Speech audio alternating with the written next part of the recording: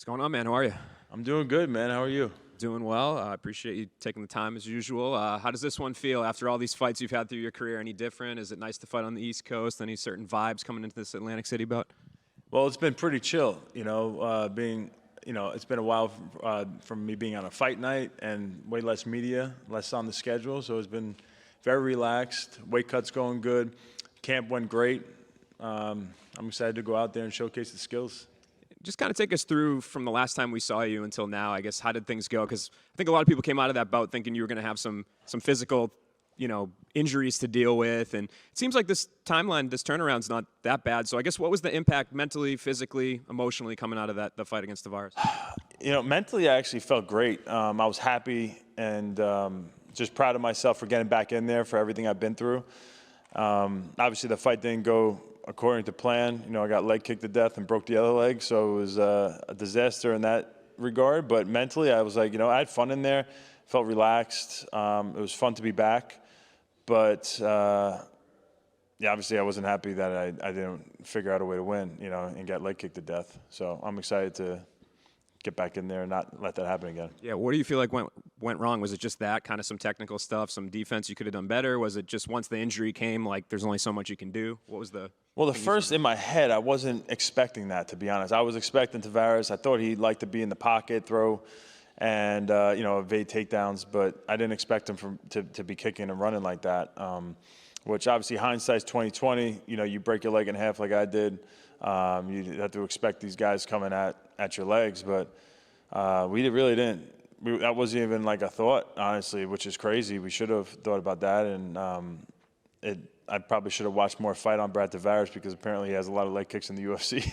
We didn't see him as a leg kicker. So I learned from that, and I'm very cognizant of that these guys are going to be trying to go after my legs now. So that hopefully is addressed in this fight. Yeah. And then in terms of like mentally and emotionally, was there any sort of like deep digging you had to do if you wanted to continue to go? Because we talked to Dana afterwards, and he was saying, he would like you to retire, and that would be the conversation he would have with you. So was that ever a question in your mind, and what was that conversation like when it came time for you to return? Well, for Dana White, he was told by the doctors directly right after my fight that I tore my ACL and I tore my MCL. So like in that fight, if you remember, he hit me with obviously a bunch of leg kicks, but there was one in particular where my leg kind of gave out. I couldn't stand down and I was limping. So I guess when the doctor checked me out afterwards, he thought that I tore my ACL, my MCL. So if I was going to be out for another year or so, Dana was like, of course, he should be retiring. I was open to it. I was open to retiring, not because I tore my ACL or my MCL, just because, I went out there. I accomplished a lot by coming back after having that catastrophic injury. And I was like, you know what, maybe I'm good. So in the time between that fight and this fight, I was kind of like, all right with maybe being done. And then I got a call for Atlantic City. And the first thought was like, man, honestly, that would be a cool place to put down my gloves. That's where I started my career.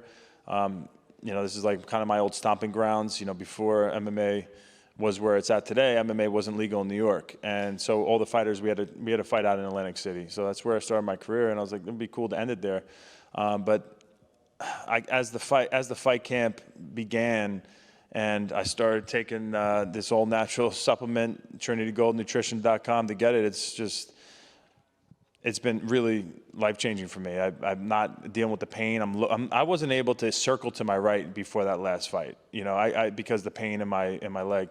Now I'm completely fine. I can load my knee, which basically what I mean by that is like push back on my right knee and push off without having pain. I haven't had that luxury in probably like 12 years. So I'm just happy that I have something that is healthy for me to take, and it's been working like crazy, and I feel great, crazy. It's almost like having a superpower, being able to load my leg again and push off of it.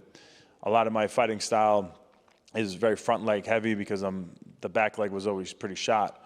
But right now I feel really good. Do you think there's a chance that this is your last fight, or are those things that you're speaking of, like, did that kind of reroute you a little bit? Yeah, I feel motivated. During this training camp, I was very open-minded to being like, all right, let me read myself, see how I feel physically and also mentally. If there's something I still feel like I have things to offer, am I as good as I once was? Can I still evolve?